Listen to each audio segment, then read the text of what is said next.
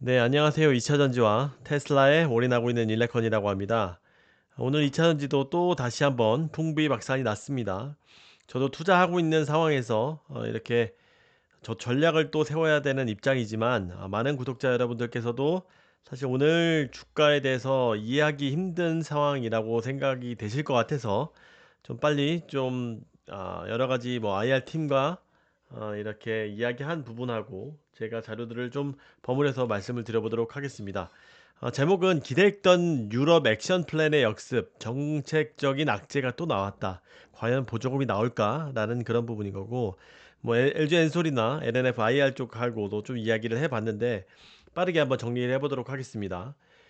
유럽 법안이 나왔는데 3월 5일 원래는 내일 나와야 돼요. 그런데 하루 전날 미리 살짝 릴리즈가 됐는데 뭐 여러 가지 장점적인 정책 지원 정책과 마이너스 우리의 입장에서는 마이너스인 정책이 있는데 마이너스만 나왔어요. 이게 원래 한 방에 좀 같이 나와주면 뭐 이렇게 뭐 분배를 하느라고 또 시장이 왔다 갔다 할 텐데 마이너스만 먼저 나왔습니다. 이게 뭔지 다 아시겠지만 어 1년 단위의 페널티에서 3년 단위로 확대한다는 얘기입니다. 그 전에 우리가 자동차 CO2 배출 규제라는 것들이 있었는데 사실 유럽에서 굉장히 강화되어서 올해 목표치가 굉장히 높게 설정이 되었죠.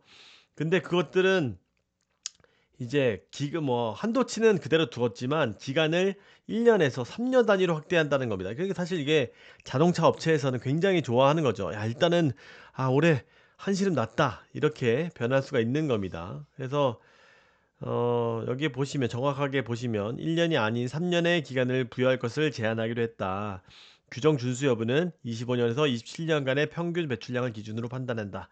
이게 자동차 업체한테는 굉장히 좋지만 배터리 업체한테는 안 좋은 굉장히 안 좋은 뉴스인 겁니다.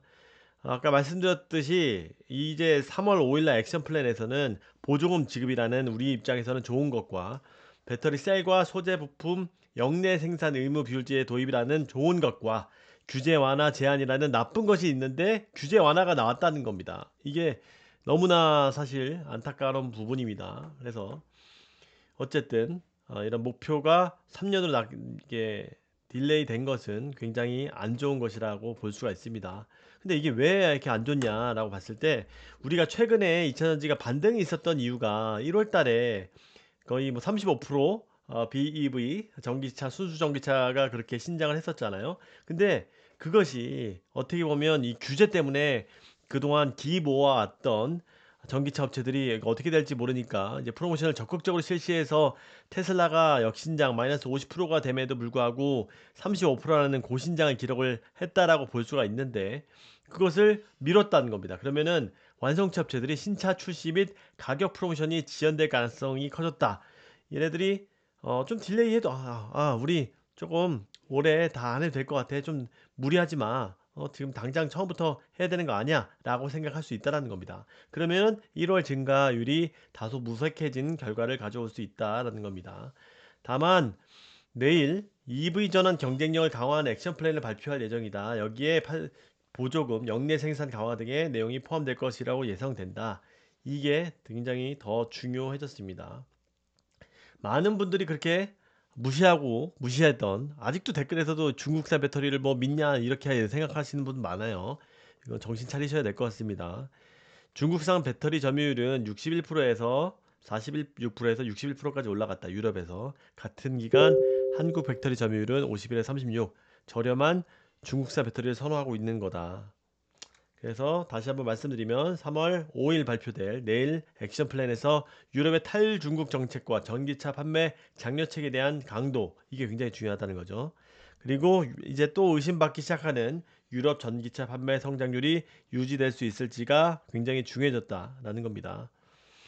그래서 내일은 어떻게 될까라는 것 때문에 지금 업계에서는 완전히 대응 방안을 모색하기 위해 발표 결과를 예의주시하는 분위기다. 근데 빠른 대응 전략을 세우는데 분주한 모습이다. 지금 우리나라 3사의 캐파는 320만 대 분하는 엄청난 220기가와트시를 갖고 있는데 지금 유럽에서는 우리나라 전체에서는 뭐 3분의 1 정도밖에 가동률이 안 나올 정도 우리가 가동률을 하려면은 높게 이런 것들이 다 점유를 해야 되는데 점유율이 우리나라 35%밖에 안 된다라고 했죠. 지금 LFP 중국계 나머지를 차지하고 있으니까.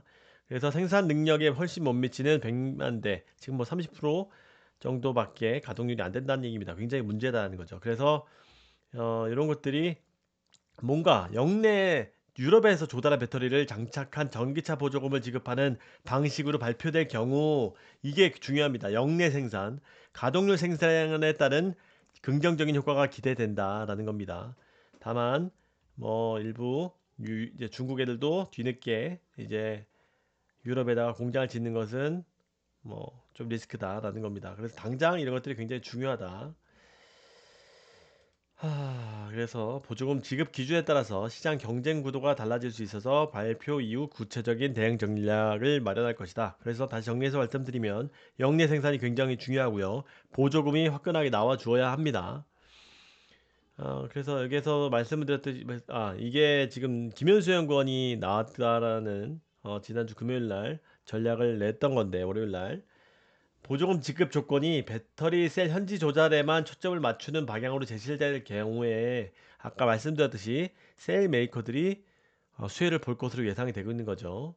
그래서 광물 조건이 기재되지 않는다면 셀 메이커들 유럽 공장 내 중국 소재 화정도 높아질 수 있으므로 소재보다는 셀이가, 반면 보조금 지급 조건으로 광물 현지 조달, 공급망 탈줄국 이렇게 엄격하게 나온다라고 하면 소재 회사들도 좋을 것이다.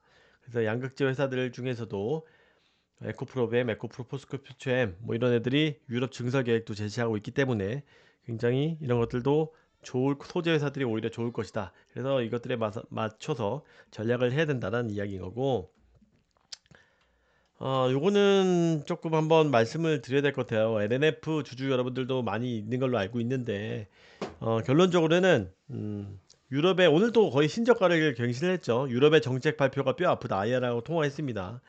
2월 말부터 나간다는 물량이 나가고 있냐? 95% 나가고 있다. 그렇죠. 대구 물량을 이렇게 따로 봐야 된다. 물론 NCM이 이번에 엄청 많이 상승을 해주지 못했지만 어쨌든 나가고 있다라는 것을 확인해 줬습니다. 점진적으로 더 늘 것이다. 지금 90%도 나가고 있고 95% 다결정도 나가고 있는데 점진적으로 95%로 다 교체될 것이다. 그리고 3월 말부터 4680 출하량이 늘면 더 늘 것이다 라고 생각하고 있습니다. 그래서 1분기도 예상보다는 좀 더 출하량이 늘 것이라고 예상하고 있다고 합니다. 그리고 일본 이런 것들은 상반기 내에 볼 수 있을 것이라고 하고, 뭐 또 내 또 업황이 꼬꾸라지면 또 셀사에서 미룬다고 또 어떻게 될지 모르는 것들이 현실입니다. 이거 다 사실 뭐 당연히 될 거라고 저는 생각합니다만, 파나소닉. 그리고 뭐 굳이 3공장 같은 경우에 오픈한 것이 어떻게 보면 슬프지 않냐. 작년에 이런 큰 10만 톤 규모의 오픈을 했는데, 다만 이제 가동률이 안 나오는 것은 문제지만 이제 95% 단결정, 다결정 하는 것들, 고사양을 할 수 있는 것은 좋은 것 아니냐, 뭐 이런 이야기도 했고요. 1분기 출하량도 예상보다 더 늘 것이다. 우리가 좋아질 때 업황이 꼬꾸라져서 아쉽다. 그 다음에 뭐 돈 문제 이런 것들에 대해서도 다시 한번 여쭤봤는데 가동률이 빠지지 않는다면 괜찮을 거다. 그래서 뭐 저는 사실 대기업 지분 투자 뭐 이런 것들 기대하고 있는데 이런 거는 CFO가 하는 그런 부분이라고 또 강조를 해주셨습니다. 굉장히 CFO가 중요하고, 이 돈 문제에 대해서도 야 그러면 너 NNF 돈은 문제 없냐? 이 양극재 회사들의 공통적인 이야기예요. 이것들은 양극재, 캐시버닝, 셀 제조사, 내재와 야파 뭐 이런 내재화 때문에 그런 것 같지는 않지만 나머지 셀사들은 그나마 나은데 이 소재 회사들이 영업 손실이 엄청나다는 겁니다. 고정비를 감당하는 것조차 빠듯한 가운데 소재 회사들은 다 중견기업이기 때문에 현금이 빠른 속도로 소진되고 있다. 번아웃 되고 있다는 얘기예요. LNF도 5천억 적자도 뭐 나오고 지금 이자 비용만 이렇게 뭐 800억 된다고 합니다. 뭐 이 정도 크진 않다고 하지만 NF는 뭐 이렇게 했고, 에코프로비엠도 누적 이자 비용만 뭐 600억이다. 연간 뭐 1000만 원이다. 너무 투자를 많이 해놨죠. 우리 완전히 그냥 호황기 때 펑펑펑펑 다 썼죠. 우리 다 모두. 그래서 이런 것들은 이 소재 업체들한테 굉장히 안 좋은 상황이다. 그래서 물론 나라에서 뒤늦게 골든타임을 이미 지난 것이라고 판단되고 있지만, 지원을 하고 있지만 진작 좀 하지. 이런 것들이 효과가 있을지, 무용지물 아니냐, 망하면 어떡하냐, 뭐 이런 이야기입니다. 그래서 오늘 좀 빠르게 정리를 해드렸는데, 도움이 되셨을지 모르겠습니다. 내일 굉장히 액션 플랜이 어떻게 나오느냐에 따라서 또 주가는 한번 또 반등이 크게 세게 나와 줘야 합니다. 이런 것들이 지금 예상치 대비해서 비슷한 수준으로 나오면 안 되고, 보조금이 화끈하게 나오고 중국을 완벽하게 배제하고 역내 생산을 강조하는 이 정책이 나오지 않으면 우리도 한번 다시 한번 생각을 해봐야 하는 시점인 것 같습니다. 네, 이상 말씀드렸습니다. 예, 저도 사실 많은 손실이 있어서 좀 안타깝지만 내일 한번 보고 한번 방송에서 말씀을 드릴 수 있도록 하겠습니다. 감사합니다. 안녕히 계세요. 구독, 좋아요, 안내 설정 부탁드립니다. 안녕히 계세요.